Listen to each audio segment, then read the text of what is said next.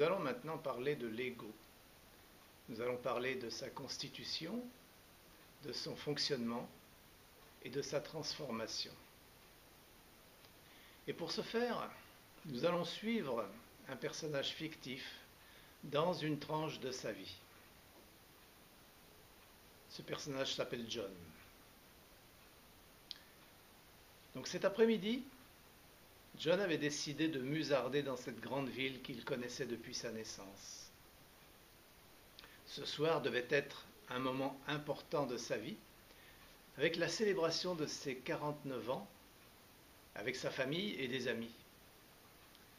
Beaucoup d'amis qu'il avait invités pour partager ce moment de fête où, il en était certain, tout le monde le féliciterait, louerait ses réussites personnelles, professionnelles, familiales. Il arrivait en effet à un stade de plénitude dans sa vie où tout lui avait réussi. Il était né dans une famille aisée, avait eu une jeunesse joyeuse, avait bénéficié d'une excellente éducation. Il avait pratiquement réussi tout son parcours jusqu'à son diplôme d'une grande école de commerce. Il faut dire que, depuis sa naissance, l'obligation de résultat était la règle de la famille à laquelle il s'était conformé. Totalement intégré dans cette société, il s'était adapté à toutes les exigences qui lui permettaient d'exister pleinement, d'être reconnu et récompensé. Il y avait bien eu ces petites périodes vers 14 ans où de multiples questions avaient envahi son esprit, questions auxquelles aucune réponse satisfaisante n'avait été fournie par son entourage. Des questions inhabituelles comme « Qui suis-je donc ? Le monde a-t-il une dimension finie ? Que fais-je ici ? Pourquoi suis-je ici ?» Cela créait en lui un malaise, une sensation de malaise profond que ses parents se dépêchaient d'évacuer par toute une série de réponses stéréotypées, souvent appuyées sur la tradition judéo-chrétienne qui était la leur. L'environnement, avec toutes ces sollicitations si tentantes, avait tôt fait de faire disparaître ce malaise. Puis ce fut l'entrée dans la vie professionnelle, trépidante à souhait, où l'objectif est bien entendu d'être le meilleur, afin d'être reconnu et de bénéficier d'un maximum de privilèges. Les années s'enchaînèrent les unes aux autres. Il fonda une famille avec assez rapidement des enfants. Il parcourait constamment le monde pour ses affaires, rencontrant des personnages à son image, qui affermissaient sa conviction que sa vie était un modèle de réussite. Jusqu'à cet après-midi, jour de son anniversaire. En effet, la veille, son épouse lui avait annoncé sa décision de refaire sa vie avec quelqu'un d'autre, quelqu'un qui l'écouterait enfin, la comprendrait. Ses enfants semblaient approuver cette décision. Eux aussi semblaient être dans l'attente d'une autre vie familiale, une vie dans laquelle ils seraient écoutés, reconnus et aimés pour ce qu'ils étaient, et non pas pour ressembler à ce modèle de réussite incarné par leur père. Cet après-midi, en déambulant dans les rues animées, il réalisait soudainement que près de 30 années s'étaient écoulées sans qu'il en ait eu pleinement conscience, son attention ayant été focalisée sur sa réussite et tous les moyens à mettre en œuvre pour y arriver. Et les questions qu'il s'était posées pendant son adolescence lui revenaient en cascade. Pourquoi en suis-je arrivé là ? Qui suis-je réellement ? Quel est le sens de tout cela ? Sa première tentation a été d'entrer dans un bar pour essayer d'oublier, mais il était suffisamment intelligent pour comprendre que cela ne résoudrait pas du tout son problème. Il pénétra alors dans la grande bibliothèque de la ville et se mit en quête de réponses à ces questions dans les étagères des grandes traditions du monde. Son psychiatre lui avait souvent parlé de son moi, son je, son ego. Il voulait comprendre plus avant ce qui se cachait derrière ces mots. À l'intérieur de la bibliothèque, dans la première allée réservée à l'hindouisme, il prit un gros ouvrage qui décrivait la constitution de l'homme selon une des traditions de l'Inde antique. Comprendre ce qu'est l'équivalent du moi dans cette tradition exige une connaissance du processus de cosmogénèse, c'est-à-dire de création de l'univers, ainsi que de l'anthropogénèse, création de l'homme. Nous allons résumer ce processus puis simplifier l'approche en nous concentrant sur cette zone de la constitution de l'homme où se cache ce moi.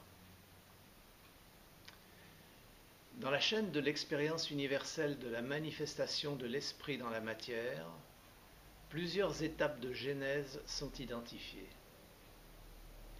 On trouve tout d'abord le Shiva Tattva, pure lumière du tout, de cela, sans aucun miroir dans lequel cette lumière puisse se refléter.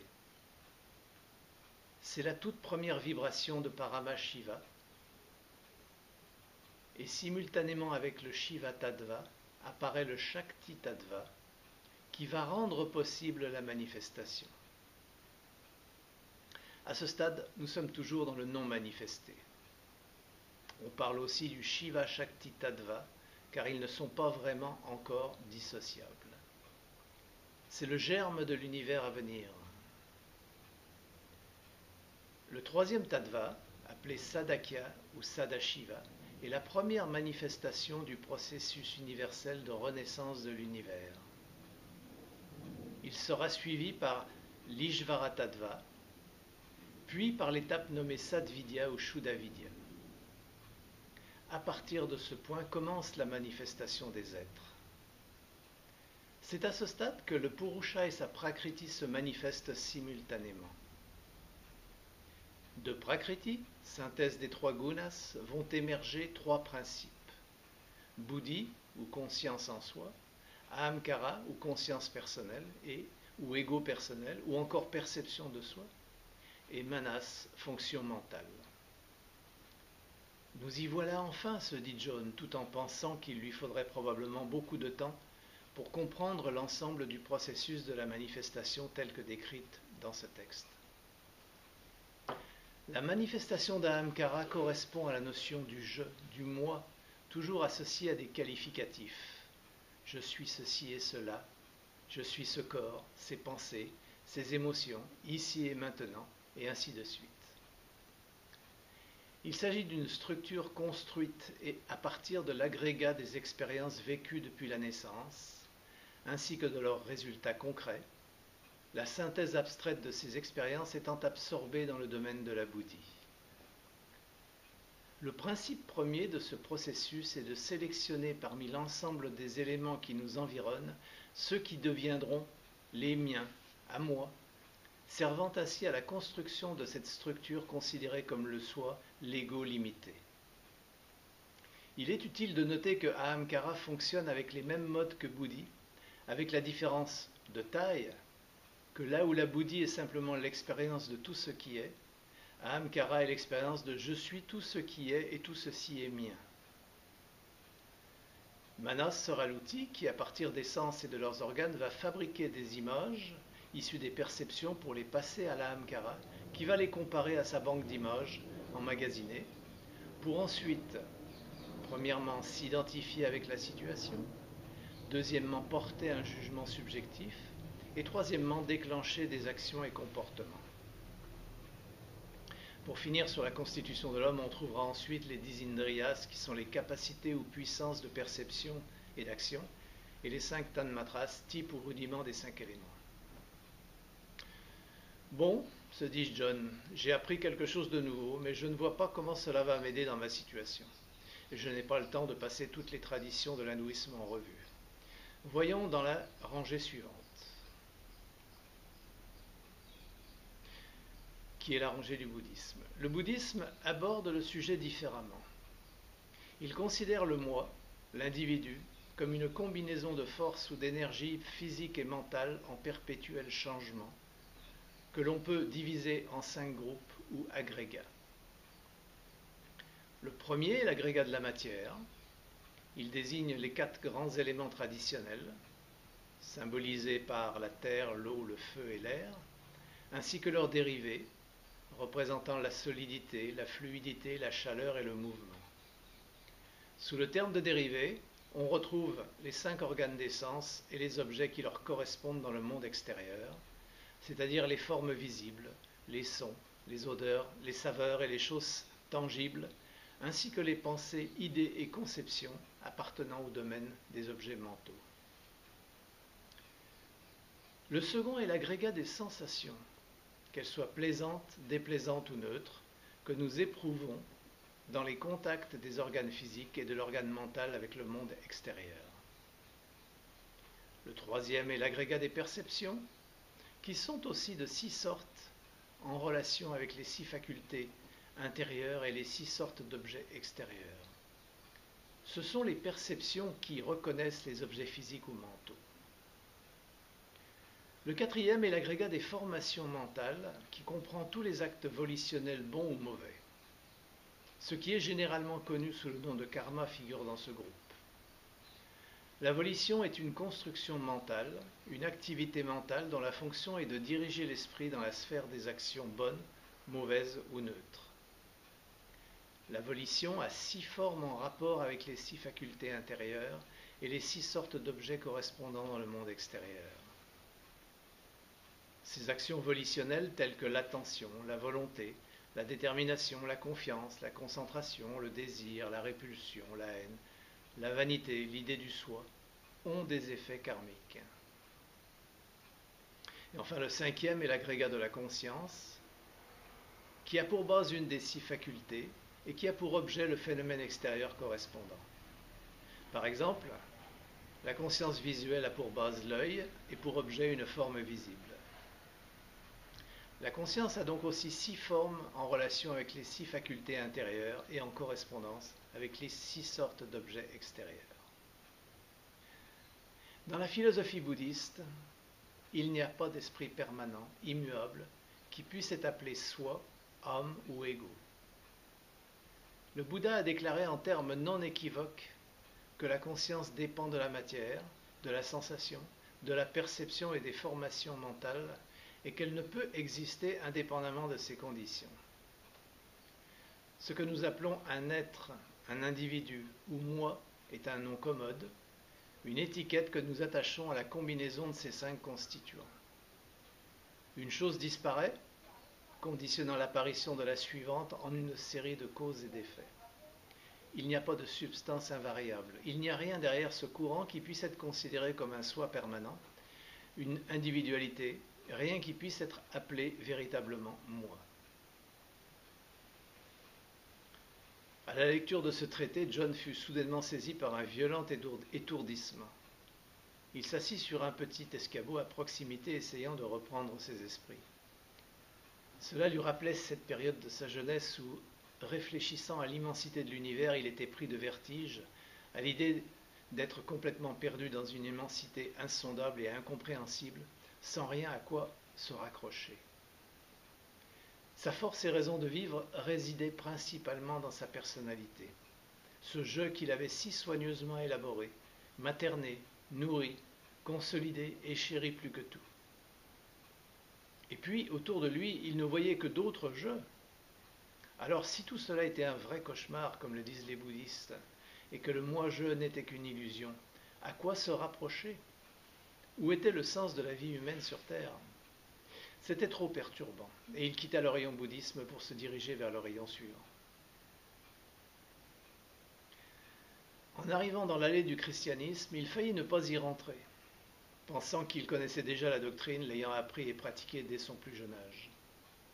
Il l'avait d'ailleurs rapidement abandonnée, même s'il continuait à assister à quelques offices, car il n'avait trouvé que peu de réponses aux quelques questions qui l'avaient perturbé dans sa jeunesse. La doctrine était relativement plus simple que les autres. Un corps, une âme, un esprit, l'omniprésence du péché, le rachat des fautes, le libre arbitre de l'homme, le jugement dernier, l'enfer ou bien le paradis. Et puis la réalité visible de la mise en pratique des valeurs chrétiennes dans la société des hommes avait du mal à le convaincre de son applicabilité. Par curiosité, il ouvrit cependant un petit ouvrage d'un auteur totalement inconnu de lui, Les instructions spirituelles d'un certain maître Eckhart. Il ouvrit ce livre au hasard et il lut. En vérité, à moins que tu ne te fuis d'abord toi-même, partout où tu fuiras, tu trouveras des entraves et de l'inquiétude, où que ce soit. Les gens qui cherchent la paix dans les choses extérieures, lieux ou modes, ou gens ou œuvres, ou les pays lointains, ou la pauvreté, ou l'abaissement, si bien que ce soit ou quoi que ce soit, tout cela pourtant n'est pourtant rien et ne leur donne pas la paix. Ils cherchent tout à fait mal ceux qui cherchent ainsi. Plus ils s'éloignent, moins ils trouvent ce qu'ils cherchent.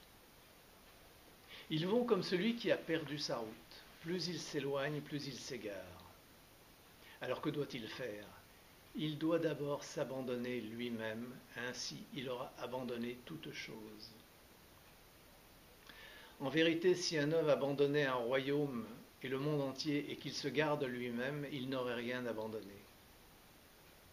Oui, et si un homme s'abandonnait lui-même, quoi qu'il garde, richesse ou honneur, ou quoi que ce soit, il aurait abandonné toute chose. Et c'est pourquoi notre Seigneur dit « Heureux les pauvres en esprit, c'est-à-dire dans leur volonté ». Et personne ne doit en douter. Si une autre façon d'agir était préférable, notre Seigneur l'aurait dit, de même qu'il a dit « Celui qui veut me suivre, qu'il se renonce d'abord lui-même ». Tout en dépend. Veille sur toi-même, et là où tu te trouves, abandonne-toi, cela vaut mieux que tout. John resta un moment sans bouger, méditant sur ces paroles qui semblaient réveiller quelque chose dans sa poitrine au niveau du cœur. Puis très vite il se redressa. S'abandonner? Mais que me restera-t-il alors? Et tout ce que j'ai construit et amassé, je n'imagine pas m'en séparer. Un instant, l'idée de la mort traversa son esprit. Oui, il savait bien qu'il faudrait tout abandonner à ce moment, mais il verrait plus tard. Il continua sa quête dans ce labyrinthe de la connaissance. Arrivant dans un rayon proche de celui de la spiritualité, appelé occultisme, ésotérisme, il aperçut un ensemble de livres un peu poussiéreux qui l'intriguèrent. Il n'avait jamais entendu parler de ce courant de pensée qui portait le nom de théosophie. Il décida de s'asseoir et de feuilleter quelques-uns de ces livres. Il commença par un ouvrage qui parlait de la constitution de l'homme et de ses corps. En abordant le chapitre sur le corps physique, il se sentit plus décontracté, car ce qu'il lisait correspondait à ses connaissances sur le sujet. Le corps physique est un instrument à l'aide duquel la personne incarnée, le Jivatma, peut entrer en contact avec les objets et les phénomènes de ce plan et interagir avec eux. Pour ce faire, il dispose des organes d'essence ainsi que des organes de l'action. Cet instrument, le corps physique, a été mis au point et perfectionné durant le long processus de l'évolution par divers agents d'exécution de la divinité. John avait tellement l'habitude de s'identifier avec ce corps que cela lui parut assez bizarre de le regarder maintenant comme une sorte de véhicule dont il occupait le siège du conducteur. Continuant sa lecture, il apprit que ce corps était très étroitement lié à une autre enveloppe, dont la matière était beaucoup plus ténue, beaucoup plus subtile, appelée le double éthérique. Sa fonction est de catalyser l'énergie subtile environnante pour pouvoir alimenter l'ensemble du corps physique avec les différentes formes d'énergie nécessaires à son fonctionnement. Nous venons de quitter le domaine de la science conventionnelle pour entrer dans celui de l'occulte. Dans ce nouveau monde, on pourra découvrir un mode de fonctionnement du véhicule physique totalement nouveau, notamment en étudiant les centres d'énergie subtile que sont les chakras, les canaux subtils où circule cette énergie, ainsi que des organes très particuliers comme le corps pituitaire, agent de transmission vers les plans supérieurs, ou bien la glande pinéale, organe de transmission de la pensée. Mais ce n'était pas ce que recherchait John, donc il continua sa lecture. Il aborda le livre suivant qui parlait du corps des émotions, le corps astral.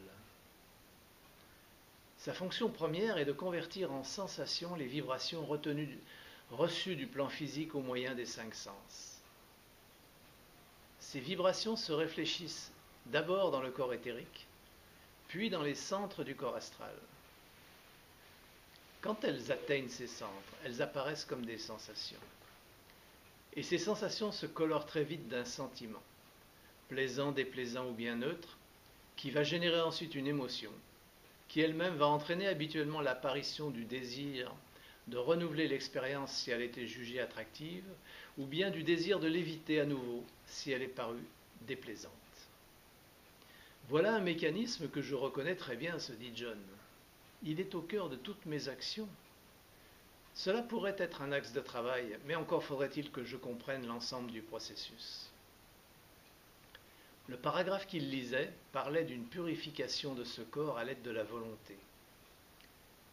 Et la technique proposée commençait par se désengager consciemment de ces manifestations qui surgissent dans le corps astral.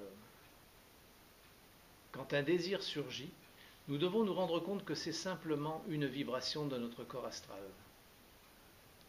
Cela exige une observation et une capacité d'analyse permanente, ainsi qu'une grande maîtrise de soi pour ralentir le processus automatique du mécanisme de perception, sensation, sentiment, jugement de valeur.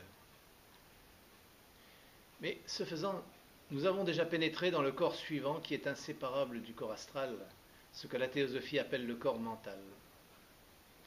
La psychologie moderne l'appelle l'intellect sans vraiment avoir compris ses modes de fonctionnement. La théosophie enseigne que ce véhicule, ce corps, cette enveloppe de matière très subtile, est lui-même l'assemblage de deux composantes, appelées le mental inférieur et le mental supérieur au corps causal. La distinction est importante, car le premier est le siège de la pensée concrète, là où le second est celui de l'abstraction. Encore plus essentiel dans la compréhension du fonctionnement du second, de l'humain, le mental inférieur fait partie de la personnalité transitoire qui est à nouveau formée à chaque incarnation, tandis que le corps causal est le véhicule le plus bas de l'individualité, le jivatma, qui demeure vie après vie. John eut un moment d'arrêt dans sa respiration. L'idée de réincarnation lui était un petit peu familière, mais elle était restée pour lui comme une légende pour endormir les enfants. Il la trouvait cependant agréable par rapport à l'idée du jugement dernier. Il se dit qu'il y aurait peut-être après tout une autre chance de réussir sa prochaine vie. Il sourit et revint à sa lecture.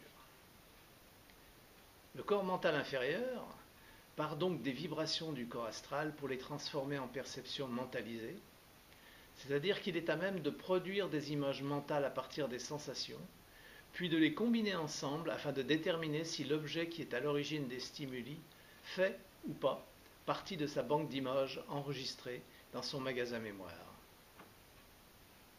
Quand John aperçoit son épouse, en réalité, ses organes des sens ont capté une forme visuelle, une odeur corporelle, le son de sa voix, etc.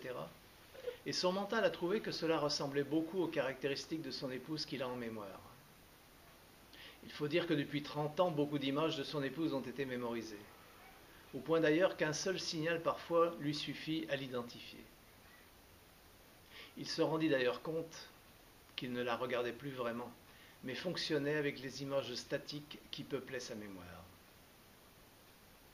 Ce mental est un outil très puissant, capable d'apprentissage tout au long de cette vie sur Terre. Par contre, fonctionnant dans le domaine des noms et des formes, sa connaissance reste limitée. Parmi ces mécanismes, il en est un dont la compréhension est essentielle. L'image sensorielle de l'objet que nous percevons par le moyen de nos sens n'existe que dans notre mental et ne représente pas vraiment l'objet observé. Toutes les caractéristiques que nous leur attribuons ne sont que nos propres constructions mentales. Et nous vivons dans ce monde, un peu comme un acteur de cinéma dans les studios d'Hollywood qui se déplace continuellement dans des décors totalement imaginaires. Sauf qu'ici, chacun d'entre nous dispose de son propre studio et de ses décors uniques au monde. Alors, imaginons les difficultés quand deux studios veulent communiquer ensemble sans ouvrir leurs portes. Nos vies en société en sont le reflet. C'est certainement un axe de réflexion intéressant, pensa John. Cela pourrait peut-être l'aider à comprendre ce qui lui arrivait et surtout de lui donner des moyens de réagir. Mais il avait perdu la trace de son sujet de recherche, l'ego. Où se cache-t-il dans la théosophie ? Dans les enseignements ésotériques, l'ego, dans sa phase incarnée, est présent dans le corps mental inférieur et dans le corps mental supérieur. Le mental inférieur, comme nous l'avons vu, est connecté avec le véhicule astral et il est le faiseur d'images. Le mental supérieur est lui connecté avec le plan immédiatement au-dessus de lui, le plan de la bouddhi, réceptacle de la flamme divine incarnée. Une passerelle relie les deux, l'Antakarana. C'est le mental inférieur, Kamamanas, qui étant le cerveau des organes d'essence, y compris le mental, se prend pour le calife à la place du calife. On l'appelle l'ego personnel, l'ego humain, la personnalité. Alors que dans le mental supérieur réside l'ego spirituel, l'ego divin, immortel, qui persiste dans les cycles de vie. Il n'y a pas d'immortalité pour l'ego personnel en dehors de la fusion de sa nature morale avec l'ego divin. Seules les émanations les plus spirituelles de l'âme humaine personnelle survivent. On comprend ainsi pourquoi la grande majorité des grandes religions proposent à leurs fidèles des règles de conduite basées sur des morales et des éthiques favorisant l'humilité, l'abandon de soi, l'accomplissement de bienfaits, le service aux autres. Il nous reste à comprendre pourquoi cela ne marche pas ou très peu. John commençait à être un peu saturé par toutes ces théories qui présentaient autant de modèles de la constitution de l'homme, quelquefois similaires, quelquefois complètement disparates entre elles. Il avisa une salle dans laquelle une conférence était annoncée. Le thème de cette conférence, l'ego, sa création et son développement dans la tradition du bouddhisme tibétain, le fit s'asseoir dans cette salle. Le conférencier, apparemment un moine tibétain, venait de débuter sa présentation en parlant du fonctionnement de l'ego. Il disait, dans le bouddhisme tibétain, on a recours à une intéressante métaphore pour décrire le fonctionnement de l'ego, celle des trois seigneurs du matérialisme. Le seigneur de la forme, le seigneur de la parole et le seigneur de l'esprit. Le seigneur de la forme concerne la quête névrotique du confort, de sécurité et de plaisir. Notre société actuelle en est le reflet. Pas un jour sans une nouvelle invention visant à amener sur le marché tout un tas de gadgets pour mieux se distraire, mieux se faire plaisir. Nos sociétés du toujours plus savent très bien créer le besoin de l'inutile pour mieux le vendre. Et le contrôle de la nature en fait partie. Tout est mis en œuvre pour fournir à l'ego les moyens de se valoriser et de se faire plaisir en évitant tout désagrément. Le Seigneur de la parole concerne l'emploi de l'intellect dans la relation à notre monde. Il passe son temps à construire des systèmes de pensée qui encadrent toutes les formes de société. Des systèmes religieux, philosophiques, politiques, scientifiques, etc., avec chacun ses règles d'interprétation et d'action. Ils ont tous au moins un dénominateur commun, même au plus profond de leurs divergences. Fournir à l'ego des canevas intellectuels, des modèles de pensée qui le placent au centre et aux commandes de tout ce qui se passe. L'ego ne peut fonctionner que dans son connu. Il a une hantise de l'inconnu ou de tout ce qui pourrait ressembler à une menace pour son existence. Il va utiliser tous ces concepts comme filtre afin de cataloguer tout événement nouveau. Et s'il n'y arrive pas, il peut partir en mode panique. Il ne doit y avoir aucun espace libre dans lequel le doute ou l'incertitude pourraient s'installer. Enfin, le Seigneur de l'Esprit concerne l'effort de la conscience en vue de rester consciente d'elle-même. Il règne lorsque nous nous servons de disciplines psychologiques et spirituelles, psychanalyse, yoga, prière, méditation et transe.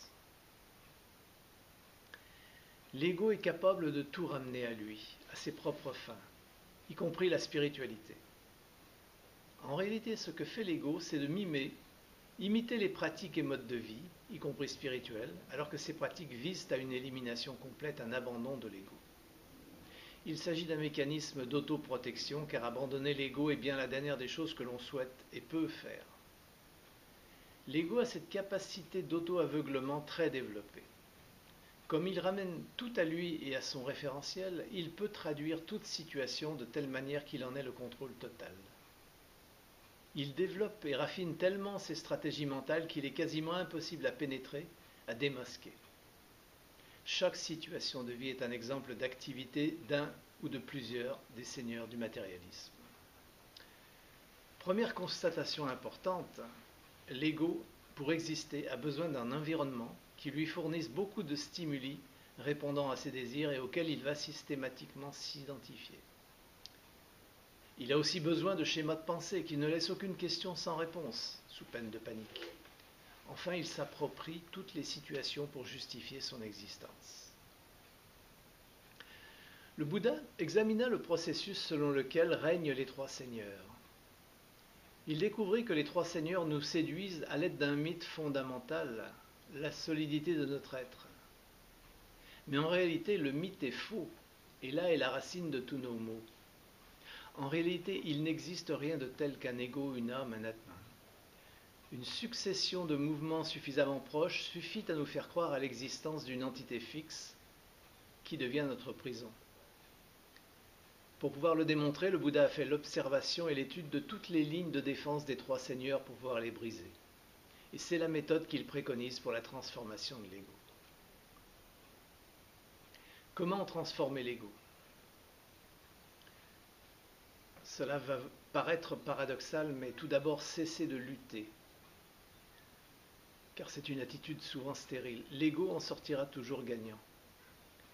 La lutte de l'ego avec l'ego consomme une grande quantité d'énergie et ne permet pas d'ouvrir l'espace nécessaire pour laisser émerger la vision de la réalité telle qu'elle est naturellement.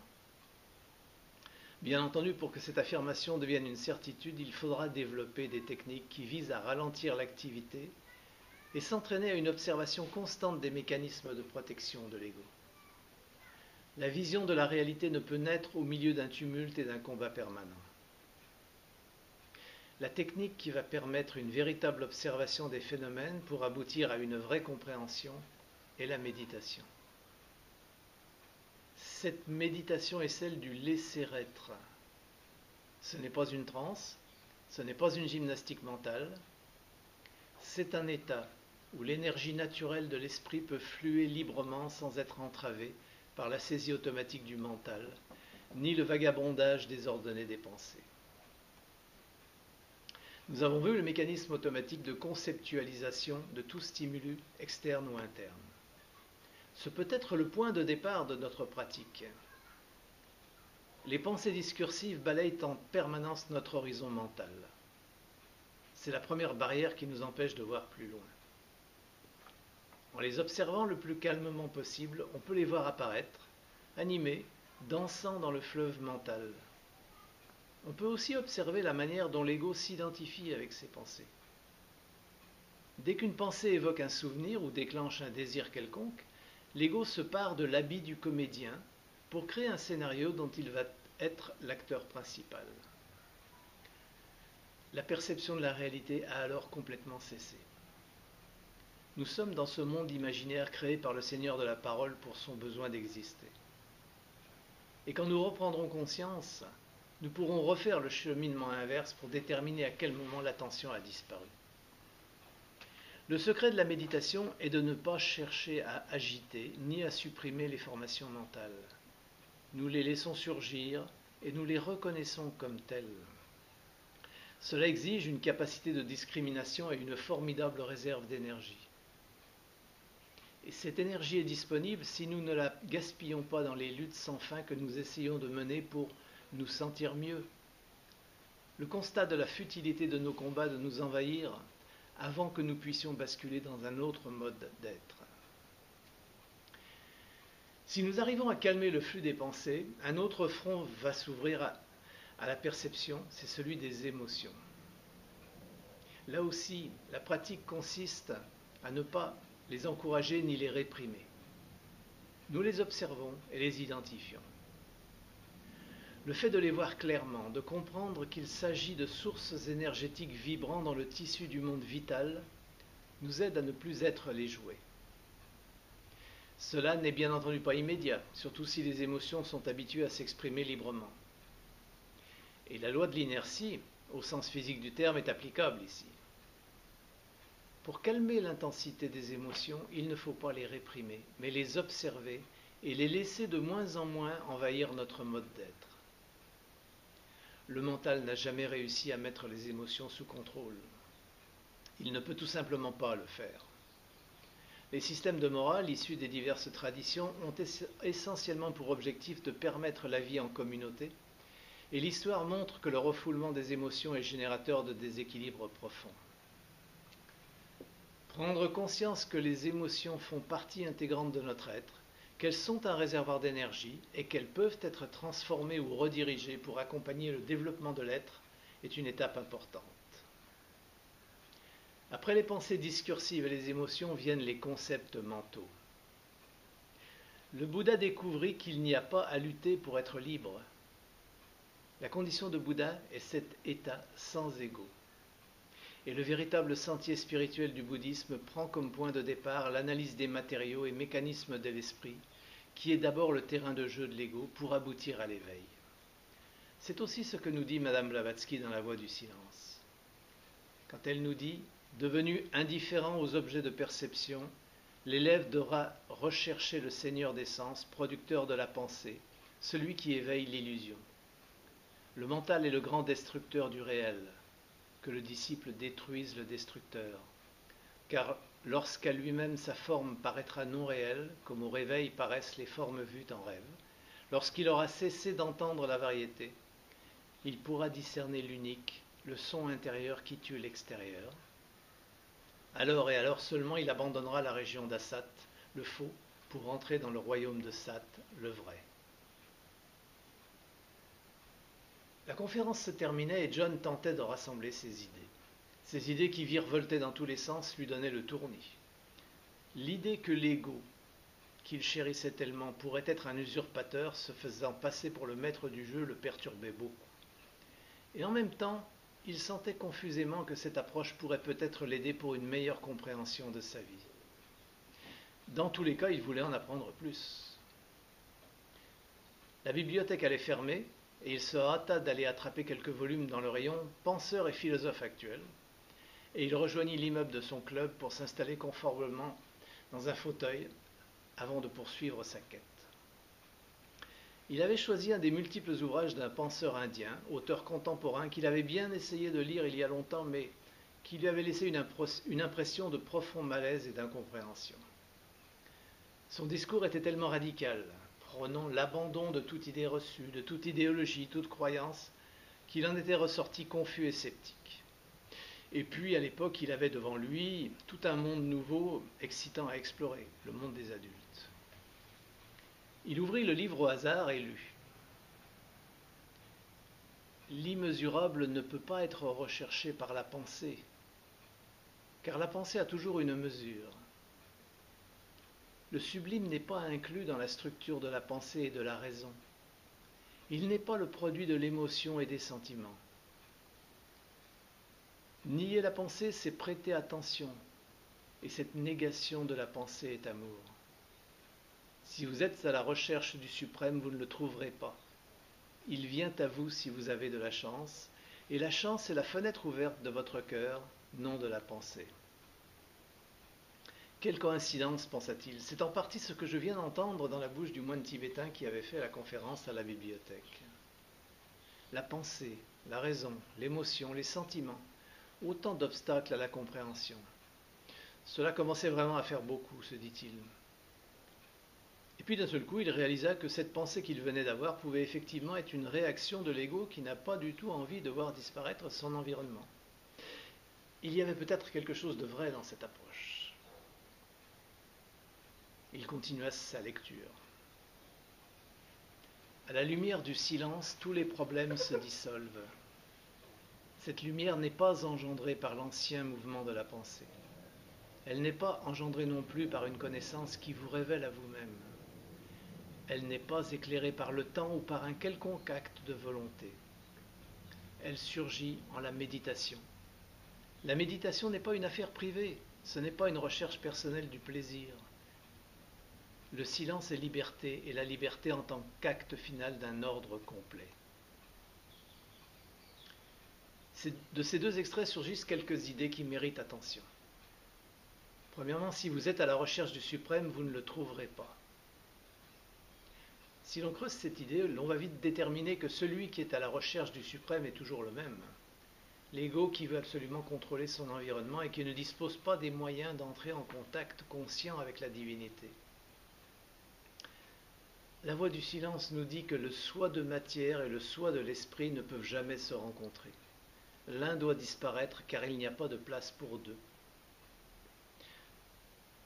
La deuxième chose qui ressort de cet extrait, c'est « Le suprême vient à vous par la fenêtre du cœur ».